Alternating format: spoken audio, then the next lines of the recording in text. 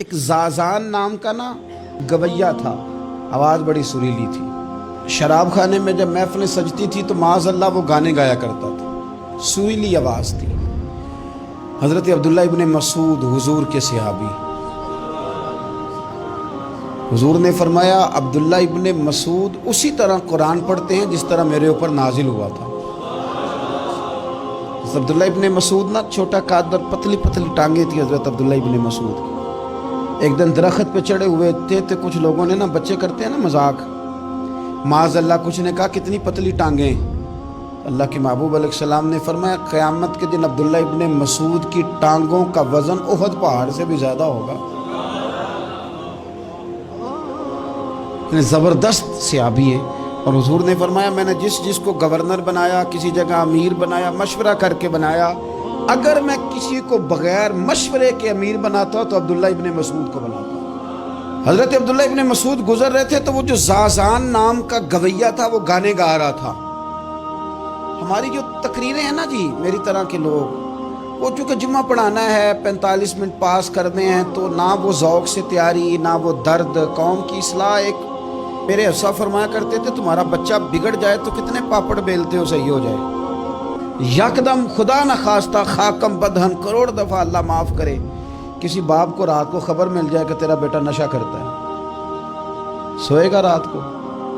روئے گا کہ نہیں مصلی بچھا کے؟ لیکن یہ صرف اپنے بیٹے کے بارے میں ہے، کاش قوم کے ہر بیٹے کے بارے میں ہمارا یہی ذہن بن جائے کہ یار یہ کیوں بگڑ گیا ہے۔ اور اس درد سے جب ہم اصلاح کریں گے، تقریر کریں گے، پھر آپ محسوس کریں گے کہ اللہ اس میں اثر بھی پیدا کرے اور اس میں تاثیر آتی۔ حضرت عبداللہ ابن مسعود گزرے تو اب درد تھا نا دل کے اندر، اور اگر کسی نے توبہ کرنی ہے تو ایک جملے سے بھی کر لینی ہے۔ آپ گزرے، سریلی آواز کانوں میں آئی، کھڑے ہو کے کہنے لگے کون ہے؟ کہ جناب زازان نام کا گویا ہے۔ مصطفیٰ کریم کے شانوں والے غلام کی زبان سے لفظ نکلے، کتنی سونی آواز ہے، کاش یہ قرآن پاک کی تلاوت کرتا۔ اللہ اکبر، کاش کوئی ایسا ہو تو صحیح جو ہمیں کہے کہ کاش یار تو قرآن پڑھتا، کتنی سونی آواز ہے، کاش تو نعت پڑھتا۔ کوئی کہے تو اس کی، کوئی کہتا ہی نہیں، کوئی کہتا ہی نہیں کتنا سونا چہرہ ہے، کاش اس پہ داڑھی ہوتی، کوئی کہتا ہی نہیں میری ملت کے جوانوں۔ سینکڑوں لوگ ہیں۔ ایک بچہ مجھے ایک دفعہ ملا لاہور میں تو میرے گلے رکھ کے اس طرح رویا جس طرح کو بچھڑا ہوا روتا ہے۔ میں نے لگا پیر صاحب مر جان لگے ہیں، کوئی ساڑی اصلاح ہی نہیں کرتا، کھوب گئے گناہ میں، کوئی باں ہی نہیں پھڑتا، کوئی ملے تو صحیح جو ہمارے دکھوں کا مداوع کرے، کوئی نہیں، اپنی اپنی نفسا نفسی، کوئی بات بتانے والا ہی نہیں۔ میں اکثر دوستوں سے کہتا ہوں کہ بڑے شوق سے سن رہا تھا زمانہ تو ہم ہی سو گئے، داستان کہتے کہتے لوگوں کا دل کرتا ہے ان کی اصلاح ہو جائے، پر کوئی درد والا ہو، کوئی ایسی بات ہو تو تب ہے نا جی۔ ہائے ہائے، حضرت عبداللہ ابن مسعود کہنے لگے کاش یہ قرآن پاک پڑھتا، یہ کہہ کے چلے گئے۔ باہر وہ نکلا نا، جب سارے لوگ باہر نکلے اس معاذ اللہ بری مجلس سے، تو چیم گوئیاں ہو رہی تھی کہ آج تو یہاں حضرت عبداللہ ابن مسعود بھی آئے تھے۔ تو زازان سے کسی نے کہا کہ آج نا حضرت عبداللہ ابن مسعود نے تیری آواز سنی، تیری آواز، تو وہ کہہ رہے تھے کاش اتنی سونی آواز سے قرآن پڑھتا تو مزہ آتا، کاش۔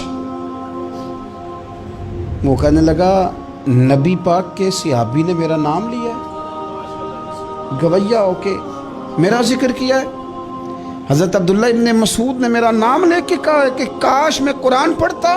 وہ میرے لیے کہا مصطفیٰ کے صحابی نے، حضور سے قرآن سیکھنے والے کی خواہش ہے کہ میں قرآن پڑھوں۔ دوڑے گئے، کدھر ملیں گے عبداللہ ابن مسعود؟ فلاں فلاں جگہ غسل کیا، وضو کیا، پیروں میں لگ گئے جا کے، کہنے لگے سونیا جس کے قرآن پڑھنے کی تعریف مدینے والے کریں وہ میرے بارے میں کہے کہ مجھے قرآن پڑھنا چاہیے تھا، آج سے میں نے ٹھوکر ماری سارے گانوں کو، سکھاؤ مجھے قرآن، میں قرآن ہی پڑھا کروں گا، میں قرآن پڑھوں گا، میں پڑھ پڑھ کے سناؤں گا، لوگ میری زبان سے اللہ کے کلام کی تلاوت سنا کریں گے۔